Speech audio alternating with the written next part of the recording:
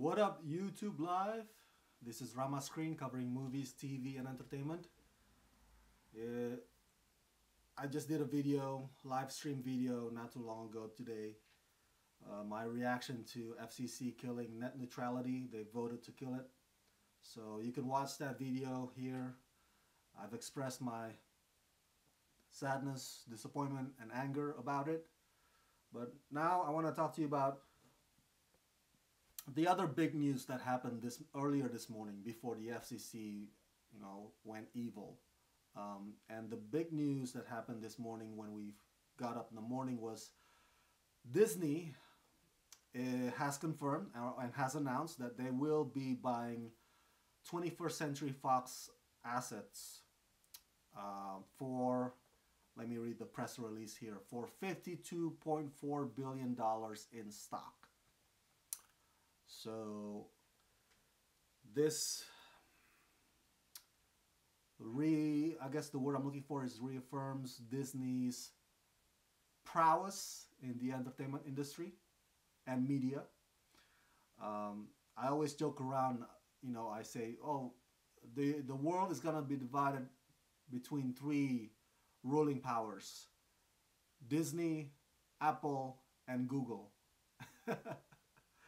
Those three will conquer and divide the world amongst themselves.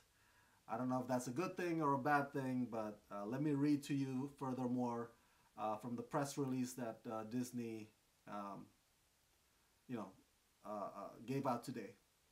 So this means that popular entertainment properties that were under 21st Century Fox, specifically the 20th Century Fox movies, X-Men, Avatar, and also from the TV divisions, properties like The Simpsons, FX Networks, and National Geographic will be under Disney's umbrella.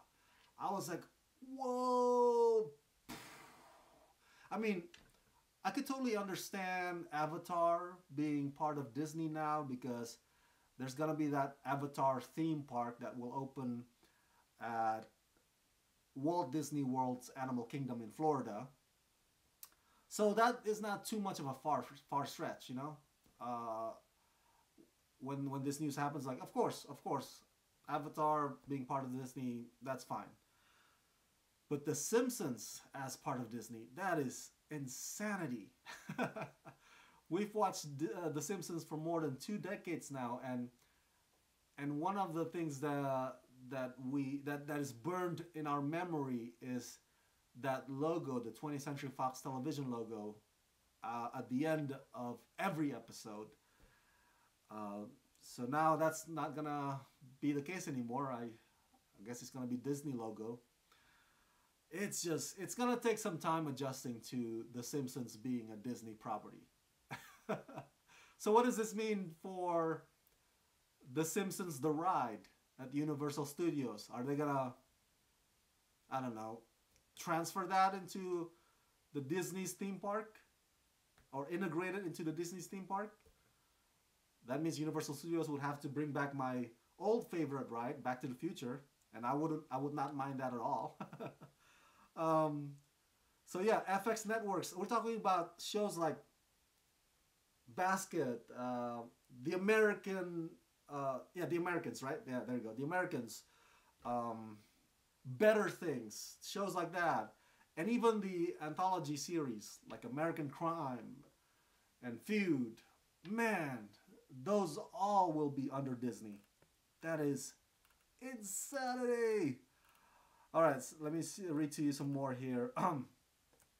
Combining with Disney are 21st Century Fox's critically acclaimed film production businesses, including 20th Century Fox, Fox Searchlight Pictures, and Fox 2000, which together offer diverse and compelling storytelling businesses and are the homes of Avatar, X-Men, Fantastic Four, and Deadpool, The Grand Budapest Hotel, Hidden Figures, Gone Girl, Shape of Water, The Martian, and Disney will also own 20th Century Fox Television, as I mentioned earlier, the FX Productions, and Fox 21. So yeah, so shows like The Americans, and This Is Us, which it airs on NBC, but it's a Fox production, will now be Disney production, and so many other hit FX series, and also National Geographic and Fox Sports regional networks. Oh my God! And India and Disney is also gonna own Star India, and Fox's interest in Hulu, Sky. Oh my God! Holy crap! And you have to wonder, why is Rupert Murdoch doing this? I mean, does he need the money? He doesn't need the money. Is Fox in financial trouble that they need to sell themselves off like this? Um, it's mind blowing when when I read this press release earlier this morning, and there's a bunch of other details. I'm not gonna go through all of them here, but you can read it off of the Disney company website. But wow, the extent of Disney's ownership now is like wide-reaching, man. It's insane.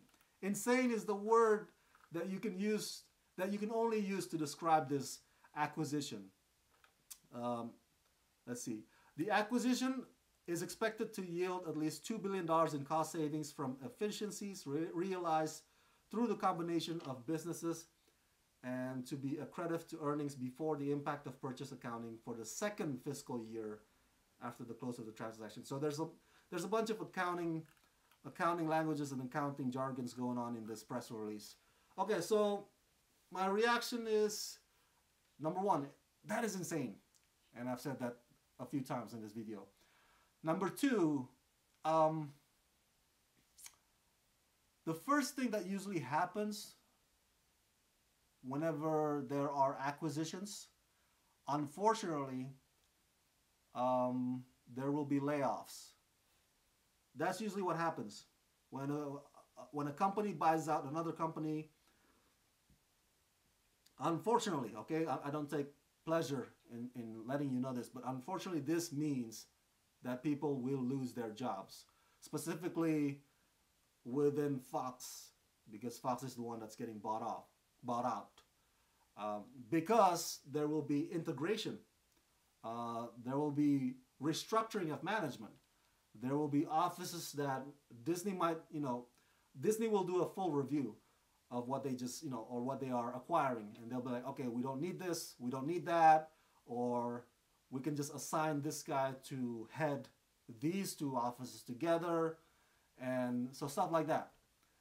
So I feel for the employees that I'm guessing are right now very, very concerned and very worried about losing their livelihood. Because that, more than often, that's what happens in acquisitions. I hope they have plan Bs, or I hope Disney has positions for them. If not, then they're gonna have to find plan Bs and look elsewhere. So that's my second reaction. My third reaction is, as a fan, do I want to see an X-Men movie made by Marvel Studios? Because Marvel Studios is owned by Disney, and so X-Men, Deadpool, Fantastic Four that I mentioned earlier, those things are Marvel properties under 20th Century Fox all these years. Remember, that's how it was. And then Sony owned Spider-Man. And then before Marvel Studios got bought by, before Marvel got bought by Disney, it was Paramount Pictures that, kind of helps finance and help distribute it, some of Marvel movies. I believe the first Iron Man movie was Paramount, and Thor as well too.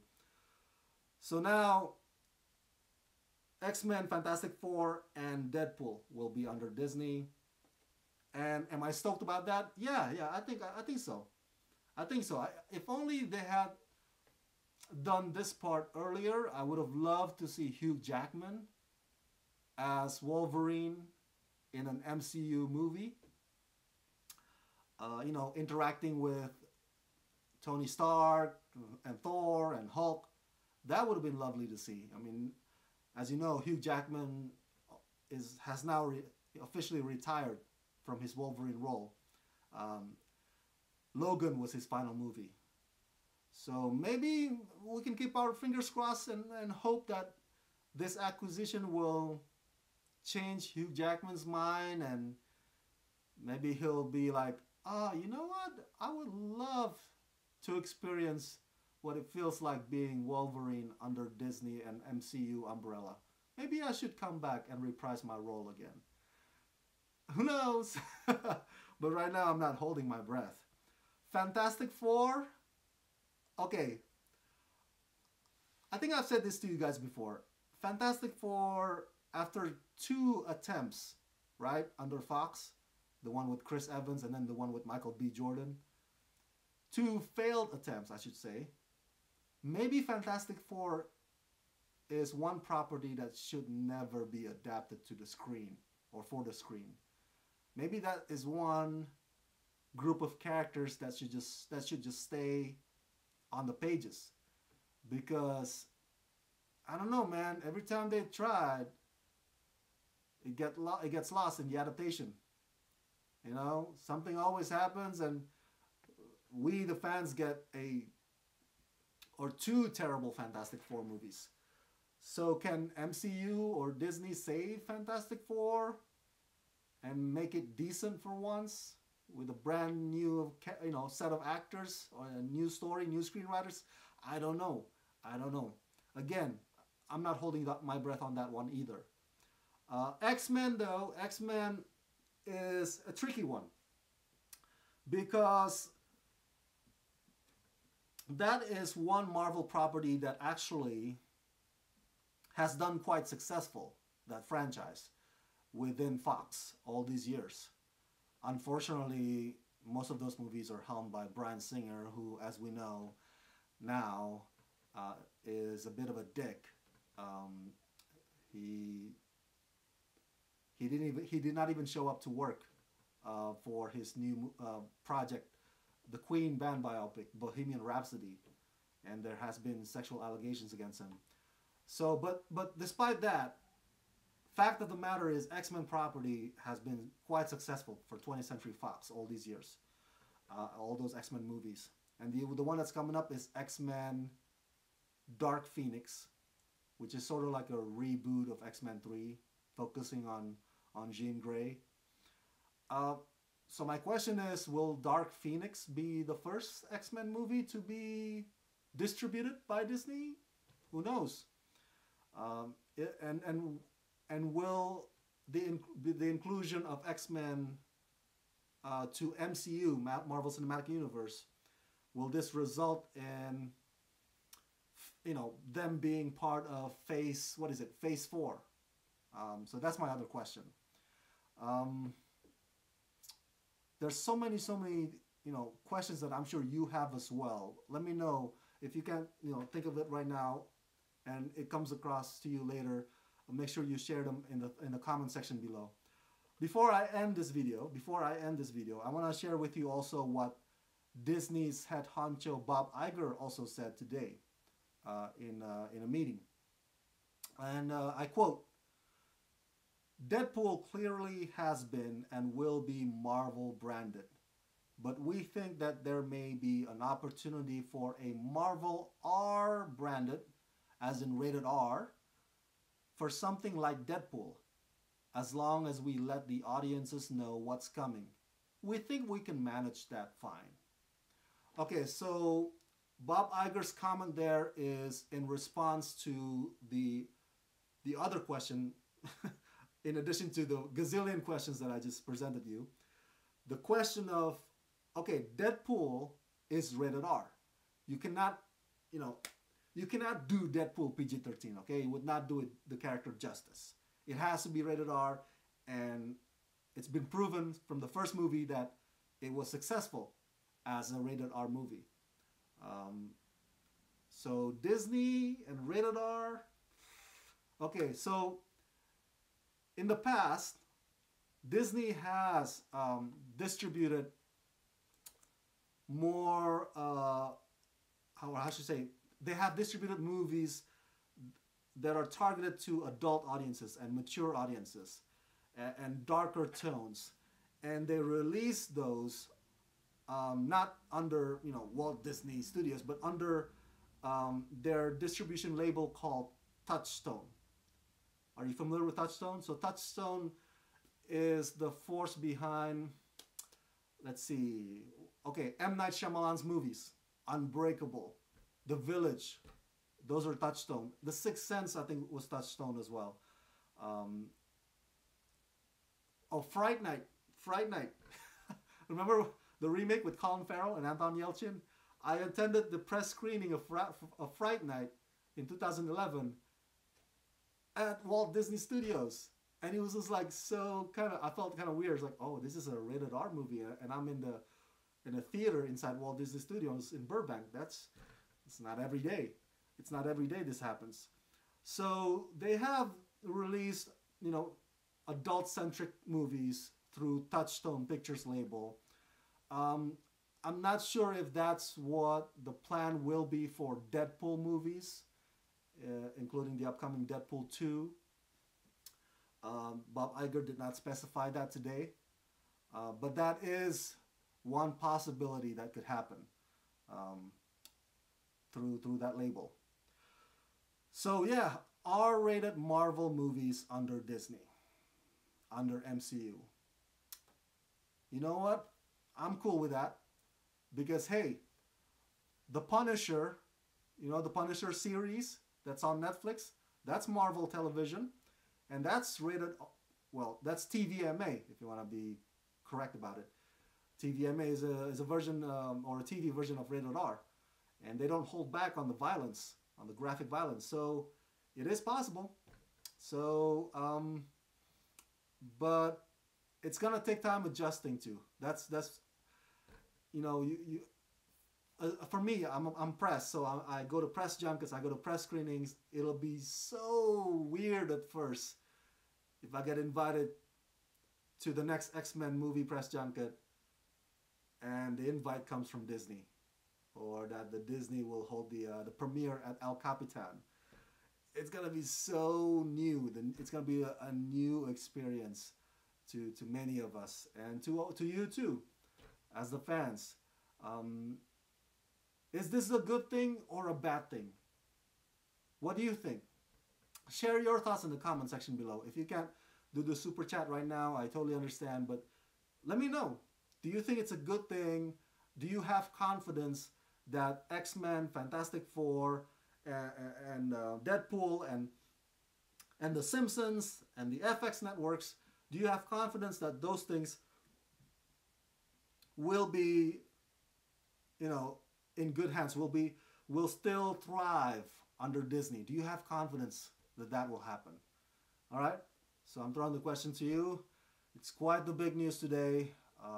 Unfortunately, the other news is depressing with the FCC thing, but we're gonna file, hopefully our state's representatives, our state attorney general will file lawsuits against the FCC, and hopefully we can get our open and free internet back to the public where it belongs.